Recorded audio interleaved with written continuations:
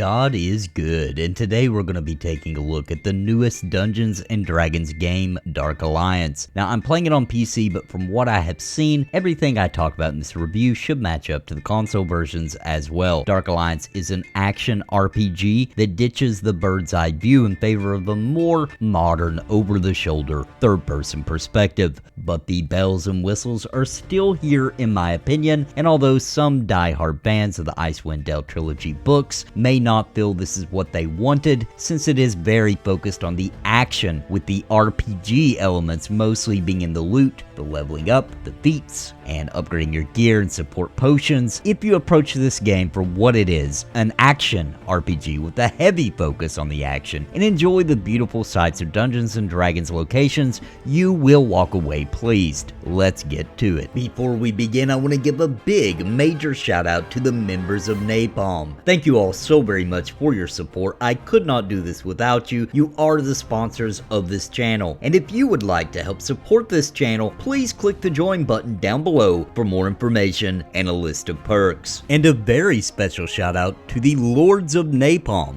Bounty Code, Ray Cooper, We Smoke Bitcoins, and Tango Hotel. Thank you for your highest tier membership. I have to start this off with saying that this game launched at $39.99 and is available for Game Pass for free, so it is very accessible, and I think that gives it some brownie points right out of the gate. As you load it up, the most glaring issue I noticed about Dungeons & Dragons Dark Alliance is that there is no caster class to pick from. And I mean, come on, wizards really need to be in this game, and it really would have added a ton of flavor. The good news is that a new class is coming, and hopefully it is a wizard. I usually play a tank class, and I found the dwarf to be an absolute blast to play and level up. The cool thing is that you can level up and customize each one of the characters and switch between them whenever you want while you're at the camp. There is quite a bit to play around with as far as unlocking new abilities, picking which stats to put points into, but the main focus here, in my opinion, is loot, and there is tons of it, from common to legendary. Getting new upgrades to your armor and weapons is of major significance and feels so good. You will be collecting armor from hidden treasures from defeating enemies sometimes, but you must complete that level or act in order to put it on and keep it. If you quit or can't finish the level, you lose it all, and I really like that. Another cool thing about the levels is you will run into camp spots after major encounters that allow you the opportunity to rest, which refills your gauges of health and stamina, as well as refilling your potions. But you could choose to not take that rest and instead increase your chances of finding good loot drops. This makes it a fun wager and makes the levels very replayable. And speaking of replaying levels, each one has various difficulties to play on, and the higher you go, the higher chance for higher loot tiers, as well as better rewards for XP and gold. As a person who likes a good grind, I find this very refreshing, and not to mention there are side quests in each level that makes me want to revisit them anyway. Dark Alliance is most certainly a multiplayer game. You can certainly play it solo,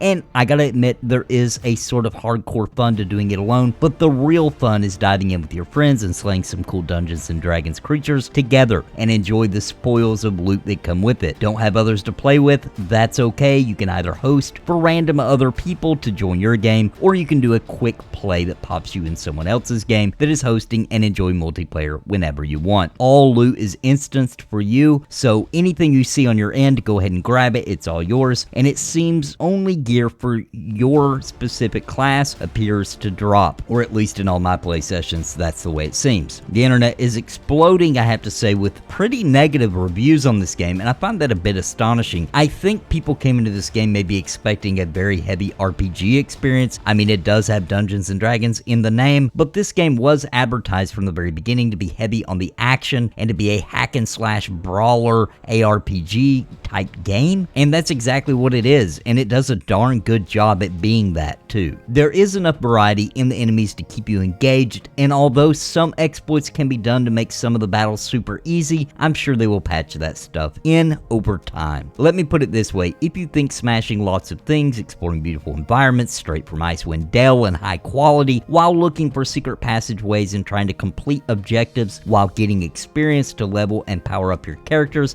and at the same time gathering up massive amounts of loot, then this is for you, and doubly so if if you plan to dive in with some friends. If you have Game Pass, this is an absolute must play. There are epic battles and gorgeous cutscenes, and the battles feel really good. The controls are tight, and although there are a few bugs, I haven't ran into anything crazy. I do gotta say that there are these puzzle portions where you just gotta kind of hit all these buttons, and some of them are hidden to open a door or etc. And I do think they could have added a bit more variety there, and there are moments that the jumping mechanics are a bit janky, but it's easily forgivable if you're enjoying what this game set out to do, which is provide you with a lot of action and a ton of loot.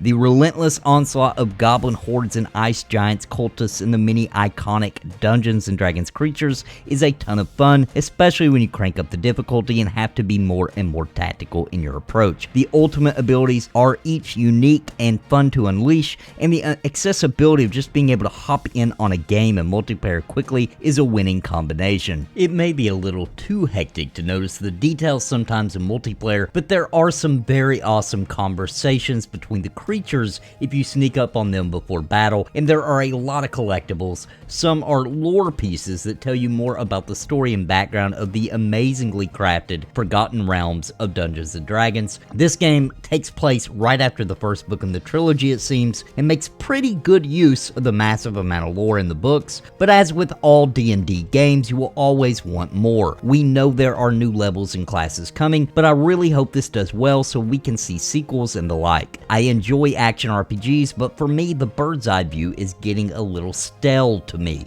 and I do think that the way they're doing it in this game is the future of how to do these types of games. I do wish you could create your own character and with more options for classes, but it is what it is. Perhaps they could add that in a future title or sequel. Now, since this is a multiplayer title, many will want to know if it can be played in split screen for some couch co-op, and at the time of this recording, the answer is no. However, they have promised to add this soon in an update, as they know the value of such a thing for this type of game. While playing, it reminds me of a time when these games were more prevalent, and EverQuest, the action RPG one, and the original Dark Alliance games on PS2, and with the added variety of loot and stats and feats, I do believe this version tops all those old classics, and I'm looking forward to playing it more with friends and people in the community. This may not be a game you will dive into and spend years playing, but for $40 or free to Game Pass folks, there are many hours of good old-fashioned gaming to be had here, and I do recommend it, and I am having a blast playing it. Have you played Dark Alliance? What do you think of it? Are you thinking about getting it? Let me know in the comments down below, and I hope you enjoyed my review. There will be future content, probably some streams on this game, as I am enjoying it, and if you are new here, please consider subscribing, especially if you love Dungeons & Dragons, as I have been working on an epic series for D&D for over a year. This should be launching this summer.